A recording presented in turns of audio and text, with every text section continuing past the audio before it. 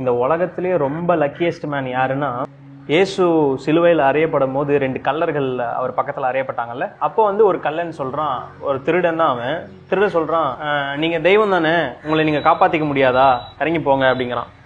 இன்னொருத்தன் சொல்றான், அப்பெல்லாம் பேசாதரா, அவர் எந்த தப்புமே பண்ணாத நல்லவரு, நாம தப்பு பண்ணியிருக்கோம், தண்டனை அனுபவிக்கிறோம், ஆனா அவர் தப்பே பண்ணாம நமக்காக தண்டனை அனுபவிக்கிறாரு அப்படின்னு சொன்ன உடனே எதுவுமே சொல்லல இயேசு, ஒரே வார்த்தை தான் சொல்றாரு, இன்னைக்கே நீ என்னோட கூட பரதேசில் இருப்பாய் அப்படின்னு சொல்லி. ஸோ லாஸ்ட் மினிட் அவன் வாழ்க்கையில இருக்கிறதுலே ரொம்ப லாஸ்ட் மினிட் எல்லா தப்பும் பண்ணிட்டான், எல்லா பாவமும் பண்ணிட்டான். அவனுடைய பாவத்துக்கான விளைவு தான் அந்த மரண தண்டனை. ஆனா அந்த மரண தண்டனையில இயேசு அவனை தூக்கி கொண்டு போயிட்டார், அவனை ரட்சித்து பரதேசிக்கு கூட்டு போயிட்டாரு. ஸோ எனக்கு தெரிஞ்சு வேர்ல்டுலயே one of the luckiest man யாருன்னா அந்த கல்லனை தான் நான் சொல்லுவேன். நான் நினைக்கிறேன், இயேசு இந்த பூமிக்கு என்ன நோக்கத்துக்காக வந்தாரோ அந்த நோக்கத்தை சிலுவையிலுமே அவர் நிறைவேற்றுறார். அவர் பாவிகளுக்காக வந்தார். நம்மள மாதிரி தப்பு பண்ணி பாவத்திலே கடக்கிற, ஒடுங்கி போய் கடக்கிற ஜனத்துக்காக வந்தார். அவங்களுடைய பாவத்தை மன்னிக்கிறதுக்காக வந்தார்.